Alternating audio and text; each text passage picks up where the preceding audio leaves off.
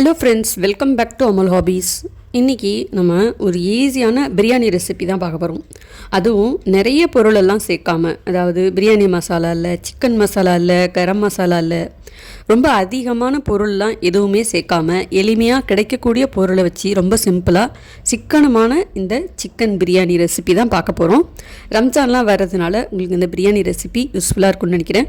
அதேமாதிரி அடுத்தடுத்து நம்ம சேனலில் நிறைய ரம்ஜான் ரெசிபீஸ்லாம் தொடர்ந்து வந்துகிட்டே இருக்கும். ஸோ அதெல்லாம் நீங்கள் மிஸ் பண்ணாமல் பார்க்கணுன்னா சேனலை சப்ஸ்கிரைப் பண்ணி சப்போர்ட் பண்ணுங்கள். அப்போ தான் அடுத்தடுத்து நீங்கள் எல்லா ரெசிபீஸையும் மிஸ் பண்ணாமல் பார்க்கலாம். இப்போ பிரியாணி பண்ணுறதுக்கு நான் 1.5 கிளாஸ் அளவுக்கு சாப்பாட்டு அரிசி தான் எடுத்திருக்கேன். பிரியாணி அரிசியெல்லாம் எடுத்துக்கல. ஏன்னா இந்த சாப்பாட்டு அரிசி போட்டால் மட்டும்தான் எனக்கு கொஞ்சம் அந்த பிரியாணி நிறைய கிடைக்கும். இதே நான் பிரியாணி அரிசி யூஸ் பண்ணால் நான் எவ்வளோ அரிசி போடுறேனோ அதுக்கு தகுந்த சாப்பாடு மட்டும்தான் கிடைக்கிது. அப்படிங்கிறதுனால நான் சாப்பாட்டு அரிசி தான் பயன்படுத்தியிருக்கேன். ஸோ நீங்கள் என்ன சமையலுக்கு அரிசி பயன்படுத்துகிறீங்களோ அதையே நீங்கள் எடுத்துக்கலாம். 1.5 கிளாஸ் அரிசியை நல்லா கழுவிட்டு தண்ணி ஊற்றி இந்த மாதிரி ஊற வச்சிடணுன்னா, நிறைய தண்ணி ஊற்றி அப்படியே ஊற வைக்கக்கூடாது. அந்த தண்ணியெல்லாம் ஈர்த்துட்டு அப்படியே வச்சு மூடி வச்சுருங்க. இது அப்படியே இருக்கட்டும். எங்கள் வீட்டில் எப்போ பிரியாணி செஞ்சாலும் சரி, இந்த தக்காளி ஸ்வீட் பச்சடி கண்டிப்பாக செஞ்சே ஆகணும். இது இருந்தால் தான் அவங்க எல்லாருமே சாப்பிடுவாங்க. ஸோ அதனால் முதல்ல நான் இதை செஞ்சு வச்சுக்கிட்டேன். தக்காளியை நல்லா வேக வச்சு எடுத்துக்கிட்டு மசிச்சுட்டு அதுக்கப்புறம் சர்க்கரை சேர்த்து நல்லா கொஞ்சம் கெட்டியானதுக்கப்புறம் நெய்யில் வறுத்த முந்திரி பருப்பு, திராட்சை இதெல்லாம் போட்டிங்கன்னா அவ்வளோதான் தக்காளி ஸ்வீட் பச்சடி. அவ்வளோதான். இது ஒன்றும் ரொம்ப பெரிய ப்ராசஸ்லாம் கிடையாது. ரொம்ப சுலபமாக வீட்டில் இருக்கிற பொருள் வச்சே சூப்பராக செஞ்சிடலாம். இப்போ தக்காளி ஸ்வீட் பச்சடி ரெடி ஆகிடுச்சு. இப்போ நம்ம பிரியாணி சேர்த்துக்க ஆரம்பிச்சிடலாம். பிரியாணி சேர்த்துக்கு பிரியாணி இலை, பட்டை, கிராம்பு, ஏலக்காய், கல்பாசி, 1/2 ஸ்பூன் ஜீரகம் இதெல்லாம் ரெடியாக எடுத்து வச்சுருக்கேன். பிரியாணி பாத்திரத்தில் நெய்யும் எண்ணெயும் கலந்து தான் எடுத்திருக்கேன். நீங்கள் நெய் வேண்டாம் அப்படின்னு நினச்சிங்கன்னா எண்ணெயிலே மட்டுமே செய்யலாம். என்னடா சிக்கனமாக செய்யணும்னு சொல்லிட்டு நெய் சேர்க்குறாங்களே அப்படின்னு நினைக்க வேணாம். நெய் சேர்க்குறது அப்படிங்கிறது ஆப்ஷனல் தான். பட்டை, கிராம்பு, ஏலக்காய், கல்பாசி இதெல்லாம் எடுத்து வச்சுருந்தோம் இல்லையா, அதெல்லாம் சேர்த்துட்டு நல்லா பொரிஞ்சு வந்ததுக்கப்புறம் 3 பெரிய வெங்காயம் மெல்லிசாக கட் பண்ணி சேர்த்துட்டு நல்லா வதக்கிக்கணும். இதில் வெங்காயம் நல்லா பொன்னிறமாக வதங்கி வரணும். இப்போ கொஞ்சம் ஓரளவுக்கு கண்ணாடி பதத்துக்கு வதங்கியிருக்கு பார்த்தீங்களா. இன்னும் நல்லா பொன் முறுவலாக வதங்கி வரணும். வெங்காயத்தை எண்ணெயில் போட்டு நல்லா பொரிச்சு எடுத்துட்டு அதுக்கப்புறம் பிரியாணி செய்யறதுக்கும் பயன்படுத்துவாங்க. ஆனால் இங்கே நம்ம வதக்கி விட்டுட்டே இருந்தாலே போதும், கொஞ்சம் கொஞ்சமாக நிறம் மாறி பொன் முறுவலாக வதங்கி வரும். பார்த்தீங்களா, இந்த அளவுக்கு நிறம் மாறி வதங்கி வந்திருக்கு இல்லையா. 2 தக்காளி, காரத்துக்கு பச்சை மிளகாய் எல்லாத்தையும் சேர்த்துட்டு நல்லா தக்காளியெல்லாம் குழஞ்சி வர அளவுக்கு வதங்கணும். கொஞ்சமாக உப்பு சேர்த்து வதக்கிக்கிட்டிங்கன்னா தக்காளி சீக்கிரமாக நல்லா குழஞ்சி வதங்கி வந்துடும். தக்காளி நல்லா குழஞ்சி வதங்கினதுக்கப்புறம் சிக்கன் சேர்த்துக்கோங்க. சிக்கன் நான் நல்லா கழுவி மஞ்சத்தூள் போட்டு எடுத்து வச்சுருக்கேன். சிக்கன் சேர்த்துட்டு ஒரு 3 டேபிள் ஸ்பூன் அளவுக்கு ஃப்ரெஷ்ஷான இஞ்சி பூண்டு பேஸ்ட்டு சேர்த்துக்கோங்க. கூடவே 1/2 ஸ்பூன் மஞ்சள் தூள், 1 டேபிள் ஸ்பூன் தனி மிளகாய் தூள், 3 டேபிள் ஸ்பூன் ஃப்ரெஷ்ஷான புளிக்காத தயிர், தாராளமாக கொத்தமல்லி இலை, புதினா இலை இதெல்லாம் சேர்த்துட்டு சிக்கனை நல்லா இந்த மாதிரி வதக்கி விடணும். நம்ம சேர்த்த மசாலா, தயிர், கொத்தமல்லி, புதினா எல்லாத்தோட வாசனை எசன்ஸ் எல்லாம் சிக்கனில் நல்லா இறங்கணும். சைடில் இந்த மாதிரி ஒரு பழைய தோசைக்கல்ல சூடு பண்ணிகிட்டு இருக்கலாம். அது சூடாகிட்டு இருக்கட்டும். பிரியாணி தம் போடுறதுக்கு தோசைக்கல் தான் பயன்படுத்த போகிறோம். அது சூடாகிட்டு இருக்கட்டும். இப்போது சிக்கன் நல்லா வெந்து தண்ணி விட ஆரம்பிச்சிருக்கு. அரிசி நம்ம எந்த அளவுக்கு எடுத்துருக்கோமோ அதுக்கு தகுந்த மாதிரி தண்ணி சேர்த்துக்கோங்க. பிரியாணிக்கு எப்போதும் 1க்கு 1.5 அந்த அளவுக்கு தான் தண்ணி சேர்ப்போம் இல்லையா. 1.5 கிளாஸ் அரிசிக்கு 2.25 அந்த அளவில் தான் நான் தண்ணி எடுத்திருக்கேன். 1க்கு 1.5 அதை கரெக்டாக நீங்கள் ஞாபகம் வச்சுட்டு தண்ணி சேர்த்திங்கன்னா கரெக்டாக இருக்கும். தேவையான அளவுக்கு உப்பு சேர்த்துட்டு தண்ணி நல்லா கொதித்து வந்ததுக்கு அப்புறம் தான் அரிசியை சேர்க்கணும். அரிசி சேர்த்ததுக்கப்புறம் லேசாக ஒரு தடவை கிளறி விட்டுருங்க. உப்பு காரம் தேவைப்பட்டால் இந்த இடத்துல நீங்கள் அட்ஜஸ்ட் பண்ணிக்கலாம். பிரியாணி சேர்த்துக்கு எப்போதும் இந்த மாதிரி கறியெல்லாம் கொஞ்சம் கூட சேர்த்துட்டு ரைஸை கொஞ்சமாக சேர்த்திங்கன்னா பிரியாணி நல்லா டேஸ்ட்டாக இருக்கும். 1/2 கிலோ சிக்கன் எடுக்கிறீங்க அப்படின்னா 1/4 கிலோ ரைஸ் சேர்த்து செஞ்சிங்கன்னா ரொம்ப நல்லாயிருக்கும்.